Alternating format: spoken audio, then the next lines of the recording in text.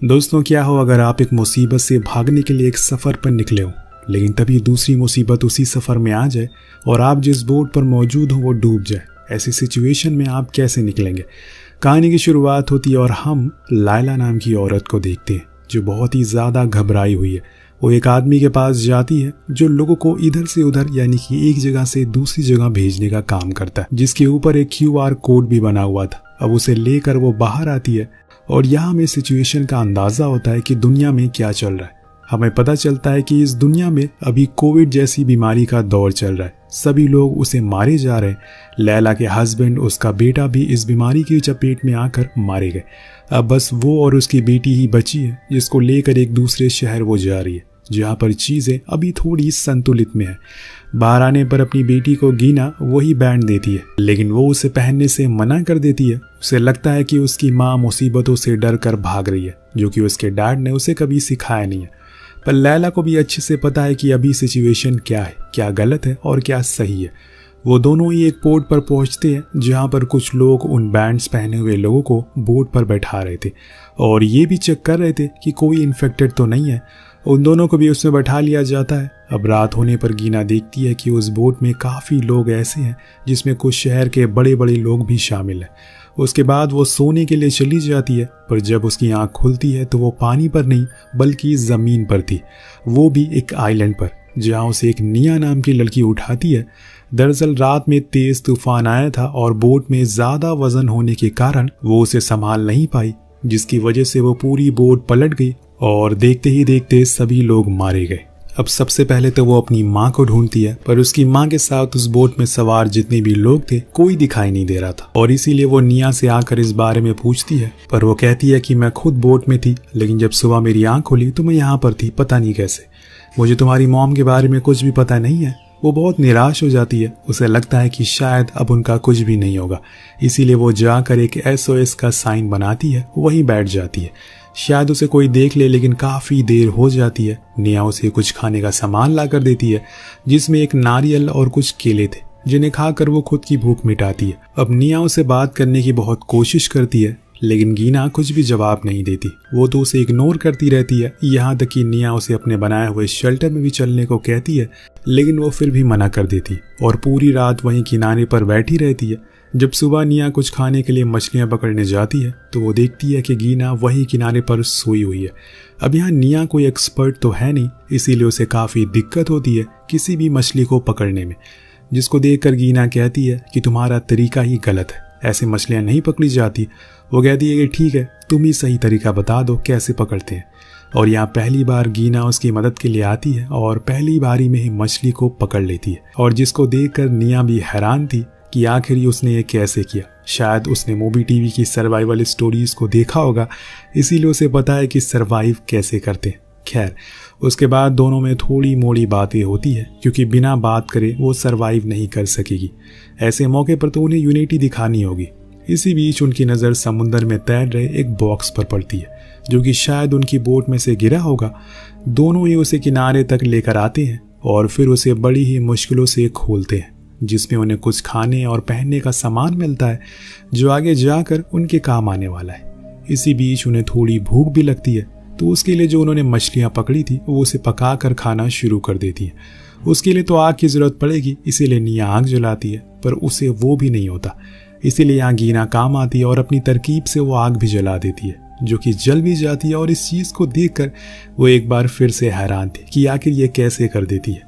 अब रात होने पर वो दोनों उसी आग के पास बैठकर खाना खाते हैं।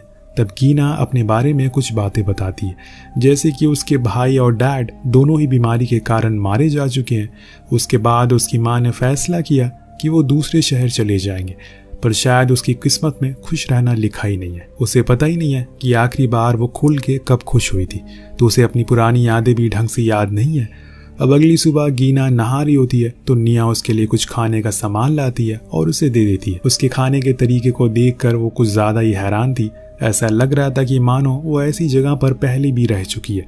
खैर, बातों बातों में वो बताती है कि सुबह वो आइलैंड घूमने के लिए गई थी जब वो सो रही थी, जहाँ उसे एक वाटरफॉल भी मिला है, जिसके पास में एक पूल भी है जिसमें कुछ केकड़े भी हैं, जिसको हम लोग खा भी सकते हैं। यहाँ वो निया को साथ में चलने को कहती है, पर वो मना कर देती है क्योंकि ऐसे आइलैंड के अंदर कुछ जंगली जानवर भी हो सकते हैं, पर वो बार बार कहती है, इसीलिए उसे जाना ही पड़ता है। वापस आते टाइम गीना गिर जाती है, जिसकी वजह से उसके पैरों में चोट आ गई थी। तो निया उसे शेल्टर में ले जाती है। इसी दौरान गीना उसे पूछती है कि अगर हम दोनों में से किसी एक को भी कुछ हो गया तो दूसरा बहुत ही अकेला पड़ जाएगा, और इसीलिए हमें एक बोट बनानी चाहिए जिसकी मदद से हम यहाँ से बाहर निकल सकेंगे। पर निया की इरादे कुछ और ही थे। वो कहती है कि अगर वो लोग बाहर गए तो वैसे ही उस बीमारी से मारे जाएंगे, इसीलिए बेहतर है कि हम यहीं रहे, यही हमारे लिए सबसे सेफ जगह है। पर गीना नहीं मानती, इसीलिए निया वहां से गुस्से में उठकर बाहर आ जाती है और अकेले ही आइलैंड को पूरा घूमना शुरू कर देती है।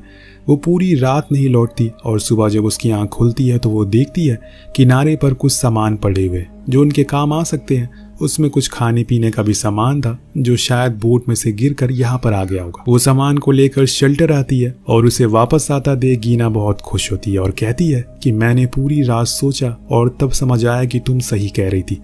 कल बाहर की दुनिया में हर कोई बीमारी का शिकार है, वहाँ बहुत ही खतरा है, यहाँ पर हम दोनों सबसे सेफ है। उस रात वो दोनों बॉन फायर के पास काफी देर बैठते हैं, जहाँ गीना बताती है कि उसे लगता है कि उसकी माँ एक साहसी औरत थी, लेकिन मैंने उस दिन उनके चेहरे पर पहली बार एक डर देखा जो मैंने अपने डैड के चेहरे पर कभी नहीं देखा। इसी बीच वो निया के बालों को ठीक करने लगती है, लेकिन वो मना करती है। तब वो कहती है कि लगता है कि तुम्हारा कुछ बहुत ही बुरा अतीत है, इसीलिए जब भी तुम्हें कुछ अच्छा महसूस करवाती हो तब तुम चिढ़ जाती हो। वो ना में जवाब देती है, लेकिन फिर ज्यादा कुछ कहती नहीं है।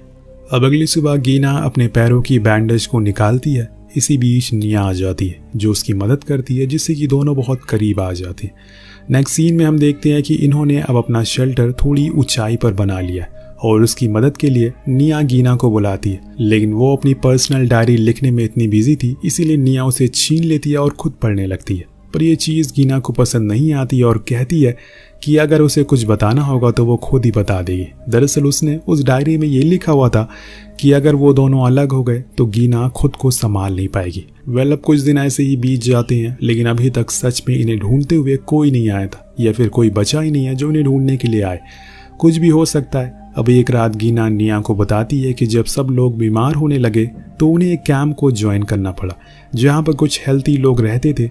वहाँ हमारा एक स्कूल भी था। और कुछ दिन बाद मेरा जन्मदिन आने वाला था, तो मैंने अपने पेरेंट्स को उस कैंप में इंचार्ज से बात करते हुए सुन लिया, जो आपस में बात कर रहे थे कि जब मैं 15 साल की हो जाऊंगी तो उसके बाद वो मेरी शादी करवा देंगे ताकि उससे हमारी पॉपुलेशन आगे बढ़ सके। और ये सुनकर मैं बहुत ज़्यादा डर गई क्योंकि मैं बहुत ही छोटी थी। इसीलिए मैंने एक दिन डिसाइड किया कि मैं वहाँ से भाग जाऊंगी। और फिर बहुत दिनों बाद आखिर वो दिन आ गया जब सब लोग किसी एक जगह पर इकट्ठा हुए और मैंने उसी चीज़ का फ़ायदा उठा लिया और वहाँ से भाग गई। वहाँ से भागने के बाद मैंने कुछ दिन कुछ क्लब्स में काम किया, पोकर खेला। जो कुछ भी पैसे मिले मैंने उन्हें इकट्ठा कर लिया ताकि मैं एक सेफ जगह पर जा सकूं। लेकिन शायद किस्मत को कुछ और ही मंजूर था। वहीं गीना अपनी स्टोरी बताना शुरू करती है और कहती है कि अगर कुछ बीमारी आती है तो डॉक्टर को कुछ नहीं होता, लेकिन मेरे डैड सबसे पहले उस बीमारी की चपेट में आ गए और मारे गए। वो एक डॉक्टर भी थे। उसके बाद मेरी मॉम मुझे और मेरी बेटी को जंगल में लेकर चली गई। वहाँ उन्होंने एक आदमी से शादी कर ली जो हमारा तो पहले बहुत ख्याल लगता था, लेकिन फिर उसे मैं पसंद आने लगी और फिर अफसोस कि वो ज़्यादा दिन जिंदा नहीं रह पाए। उसके बाद मेरी बहन भी उस बीमारी से मारी गई। उसके बाद हमने फैसला किया कि हम दूसरे शहर चले जाएंगे, लेकिन वो चीज़ कभी पूरी नहीं हो सकी। अब नेक्स्ट डे हम देखते हैं कि दोनों किनारे पर बैठे हुए हैं, समुंदर को देख रहे हैं। वहाँ गीना निया से पूछती है क्या वो लोग हमें ढूंढ पाएंगे, तो निया कहती है कि मुझे नहीं लगता कि कोई जिंदा भी होगा। कहानी ऐसी आगे बढ़ती है और कुछ दिन बाद निया का जन्मदिन आता है, जिसके लिए गीना उसे एक सरप्राइज देती है, जिससे कि निया बहुत ही ज़्यादा खुश होती है और दोनों साथ में काफ़ी एंजॉय करते हैं। लेकिन अब इनके लिए थोड़ी मुश्किलें बढ़ना शुरू होने वाली है, क्योंकि अगर सब कुछ ऐसे ही चलता रहा तो कहानी में मज़ा नहीं आएगा। अब एक दिन जब ये दोनों साथ में होती हैं तो उसी बीच गीना को एक बोट की आवाज़ सुनाई देती है। वो फौरन ही जाकर पेड़ के पीछे छुप जाती है। कुछ देर बाद वहाँ से एक लड़का आता है जिसका नाम है एलन। वो चिल्लाते हुए कहता है कि मैं रेस्क्यू टीम से आया हूँ, अगर कोई भी यहाँ पर जिंदा है तो मेरे साथ चले, मेरे पास खाने पीने का सामान भी है। ये सुनकर वो दोनों फौरन बाहर आती हैं, जिसमें गीना का सबसे पहला सवाल होता है क्या उसकी माँ उसके साथ है। तो वो कहता है कि हाँ, वो हमारी बोट पर है और ठीक है, तुम्हारे बारे में बार बार पूछ रही हैं, चलो मेरे साथ चलो। लेकिन निया को यकीन नहीं था। इसीलिए वो कहती है कि उन्हें किसी भी तरह की कोई भी रेस्क्यू की जरूरत नहीं है। तभी एलन अपने बैग से एक चॉकलेट निकाल कर खाने लगता है, जिसको गीना छीन लेती है और खुद खाना शुरू कर देती है। लेकिन एलन बताता है कि उसकी बोट की गैस खत्म हो गई है और इसीलिए जब तक रेस्क्यू वाले नहीं आते तब तक वो यहीं रुकेगा। तो निया पूछती है कि तुम रुकोगे, तो वो कहता है कि हाँ, तुम लोगों के शेल्टर में। अब इससे पहले कि वो मना करे, वो उसके ही पसंद का पीनट बटर निकाल कर खाने लगता है, जिसे वो देखकर हैरान हो जाती है। उसके हाथों से खुद ले लेती है, यहाँ तक कि वो उसे रहने की भी इजाजत दे देती है। सच में ये सब कुछ ज्यादा ही आसानी से नहीं हो गया, उन्होंने बड़ी जल्दी उस पर यकीन कर लिया। खैर, अगले दिन से गीना और एलन दोनों साथ में काफी समय बिताने लगते हैं, जिस चीज को देखकर निया को अच्छा नहीं लगता, पर वो बस देखती रहती है, कुछ करती नहीं। अब एक रात तीनों बैठे होते हैं और निया एलन से कहती है कि हमें तुम्हारे बारे में जानना है, क्या तुम कुछ बता सकते हो? तो वो अपने बारे में बताना शुरू करता है। उसका भी एक परिवार था, लेकिन उस वायरस ने उन सभी को खत्म कर दिया। वो अकेला पड़ गया, जिसके बाद उसने रेस्क्यू टीम में काम करना सही समझा। अगले दिन वो दोनों लड़कियों को किस करते हुए देखता और समझ जाता है कि ये दोनों यहाँ पर रहकर भी खुश है, इसीलिए उन्हें बिना परेशान किए अपने कामों में लग जाता है। यहाँ वो निया को काफी कुछ सिखाता भी है और कहता है कि मुझे पता है कि तुम लोग एक दूसरे से प्यार करती हो, इसीलिए मैं तुम्हारे बीच में नहीं आना चाहता। ये सुनकर निया स्माइल करती है। वो उनके साथ काफी टाइम बिताता है और एक दिन ऐसे ही बैठे होते हैं सभी, तो गीना एलन से पूछती है क्या तुम यहाँ रहना चाहते हो? तो वो मना कर देता है और कहता है कि मेरे कुछ अधूरे काम है, इसीलिए मुझे वो करना है। वो यही सवाल उससे भी करता है, लेकिन गीना के जवाब में श्योरिटी नहीं थी। अब रात में यही चीज गीना निया को बताती है और कहती है कि वो अच्छा लड़का है, लेकिन निया को ऐसा नहीं लगता। उसे अभी भी कुछ अजीब लग रहा है। उसे लगता है कि वो अपनी सच्चाई छुपा रहा है और यहाँ किसी मकसद से आया हुआ है। वह अगले दिन एलन रेडियो से रेस्क्यू टीम से कांटेक्ट करने की कोशिश करता है। तभी वहाँ गीना आ जाती है और पूछती है क्या वो हमारी मदद के लिए आ रहे हैं? वो कहता है कि हाँ, बस कुछ ही देर में वो यहाँ तक पहुँच जाएंगे और मैंने तुम्हारी मॉम से भी बात की है, वो तुम्हारे बारे में सुनकर बहुत ही ज्यादा खुश है।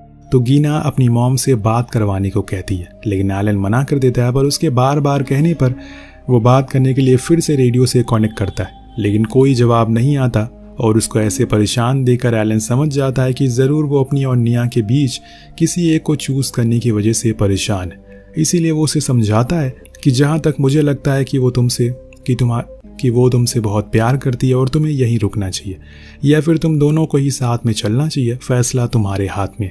तभी वहाँ निया जाती है खाने पर चलने के लिए, लेकिन गीना उसके साथ नहीं जाती और वहीं बैठी रहती है। जब ये चीज़ निया देखती है तो वो समझ जाती है कि वो अपनी माँ और मुझ में किसी एक को चूज नहीं कर पा रही है।